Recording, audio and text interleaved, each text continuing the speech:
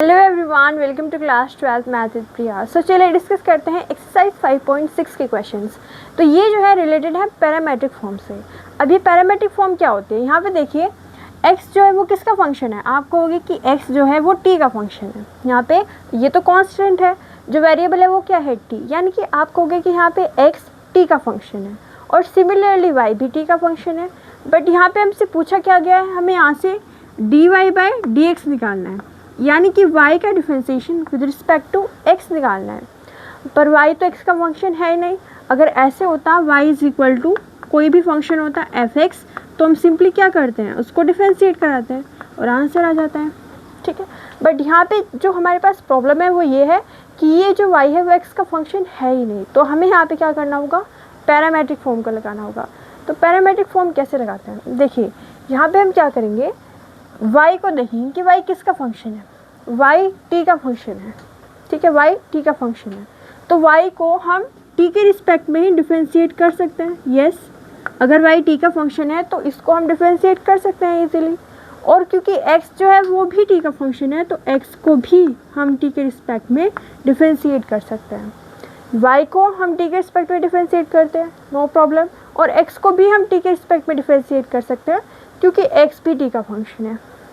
अगर हमें यहाँ पे dy/dx निकालना है तो ये दो वैल्यूज़ निकाल के हम इनको डिवाइड कर देंगे।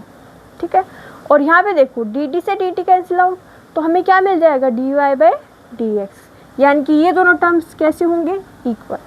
फिर से एक बार देखिए, y t का फंक्शन है तो उसको हम t के रिस्पेक्ट में डिफरेंशिएट करा लेंगे, x t का फंक्शन है तो उसको भी t के रिस्पेक्ट में डिफरेंशिएट करा देंगे और दोनों निकाल के इनको डिवाइड कर देंगे।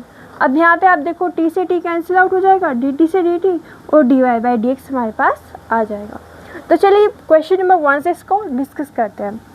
हमें यहाँ पे क्या निकालना है, dx/dt, तो इसको हम निकालते हैं dx/dt, बोथ साइड डिफरेंशिएट करा देंगे। तो डिफरेंशिएशन ऑफ 2at²। ओके, अब यहाँ पे देखो 2 कांस्टेंट a कांस्टेंट, यहाँ पे डिफरेंशिएशन से क्या आ जाएगा बाहर, तो 2a बाहर आ गया। डिफरेंशिएशन किसका होगा, t² का। t² का डिफरेंशिएशन क्या होता है, 2 पावर बाहर, t का डिफरेंशिएशन 1, तो यानी कि यहाँ पे सिंपली हमारे पास कितना आया, 2t बाहर आ गया और इसमें से एक पावर कम हो गई, तो 2 बाहर और t हो गया 2t। तो इसको हम जब सॉल्व करेंगे तो कितना आ जाएगा, 4at। ये क्या है, ये है x का differentiation with respect to t। अब हमें यहाँ पे क्या करना है, y का डिफरेंशिएशन भी निकालना है x के रिस्पेक्ट में।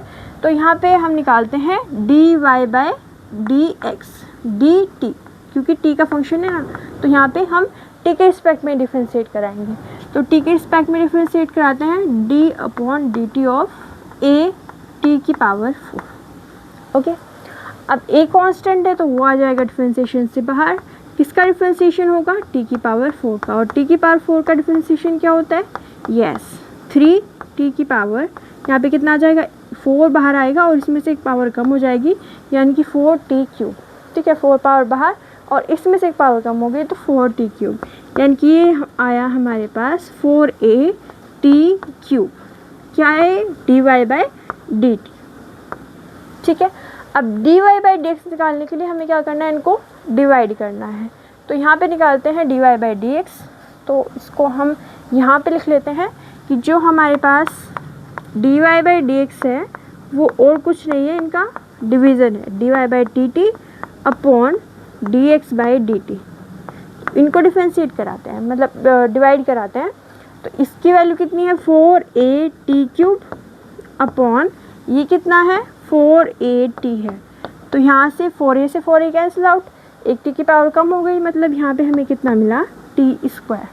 ठीक है, तो ये आ जाएगा हमारे पास y का x के रिस्पेक्ट में डिफरेंशिएशन। ठीक है, तो बस यहाँ पे छोटा सा कॉन्सेप्ट है पैरामेट्रिक फॉर्म का, सिंपल सा फॉर्मूला है, आप इसमें वैल्यूज पुट कीजिए और आंसर आ जाएगा। अब देखते हैं क्वेश्चन नंबर 2। तो क्वेश्चन नंबर 2 में भी हमें ऐसे ही करना है, डिफरेंशिएट करना है। तो आइए यहाँ पे इसको निकाल लेते हैं। x किसका फंक्शन है, थीटा का, y किसका फंक्शन है, थीटा का, और हमें क्या निकालना है, dy/dx। तो हमें यहाँ पे क्या करना पड़ेगा, y को थीटा के रिस्पेक्ट में डिफरेंशिएट कराना पड़ेगा और x को थीटा के रिस्पेक्ट में डिफरेंशिएट करा के दोनों वैल्यूज़ को डिवाइड करना है। तो यहाँ पे dx अपॉन डी थीटा निकालेंगे तो ये क्या होगा, a कांस्टेंट है, बाहर आ गया। cos थीटा का डिफरेंशिएशन कितना होगा, माइनस का साइन थीटा। चलिए कि स्टेप लिख लेते हैं, डिफरेंशिएशन ऑफ cos थीटा, ठीक है। तो ये आएगा हमारे पास cos थीटा का माइनस साइन थीटा, तो यहाँ पे क्या होगा, minus a sine theta dx upon D theta. इसी तरीके से हम निकालेंगे dy बाई डी थीटा, तो यहाँ पे निकाल लेते हैं dy बाई डी थीटा, तो dy बाई डी थीटा ये क्या होगा, y को डिफरेंशिएट कराना है, b कांस्टेंट है, तो b और किसका डिफरेंशिएशन होगा, cos थीटा का। cos थीटा का डिफरेंशिएशन होता है माइनस साइन थीटा, तो माइनस b और ये कितना आ गया, साइन थीटा। अब इन दोनों वैल्यूज़ को हमें क्या कर देना है, डिवाइड, तो हमें क्या मिल जाएगा, dy बाई डी एक्स। तो देखिए क्या आएगा, dy by d x is equal to dy by d theta upon dx by d theta.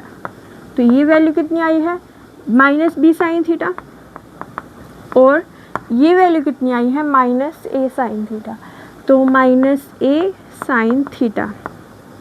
Sine theta से sine theta cancel out, minus से माइनस, तो हमारे पास आंसर क्या आया, b बाई ए, ठीक है। तो ये हो जाएगा इसका आंसर। एक बार फिर से देख लेते हैं। सबसे पहले हमने फर्स्ट क्वेश्चन में कैसे किया, dx बाई डी टी निकाला, 2a बाहर, इसका डिफरेंशिएशन 2t, तो ये कितना है हमारे पास 4at। dy by D T निकाला, a बाहर, इसका डिफरेंशिएशन क्या हुआ 4t क्यू, तो ये आ गया dy बाई डी टी। इन दोनों को डिफरेंशिएट किया, आंसर कितना आया, t स्क्वायर। सिमिलरली यहाँ पे हमने इसको डिफरेंशिएट किया थीटा के रिस्पेक्ट में, तो ये हो गया माइनस ए साइन थीटा, ये हो गया minus b sine theta. Differentiate किया तो आंसर कितना आया, b बाई ए। तो आप इसका स्क्रीनशॉट ले सकते हैं। ओके, तो ये हो गया हमारे पास question number first and second. मिलते हैं अगली वीडियो में एक नए क्वेश्चन के साथ। अगर आपको हमारी वीडियो पसंद आई है तो please like share and subscribe.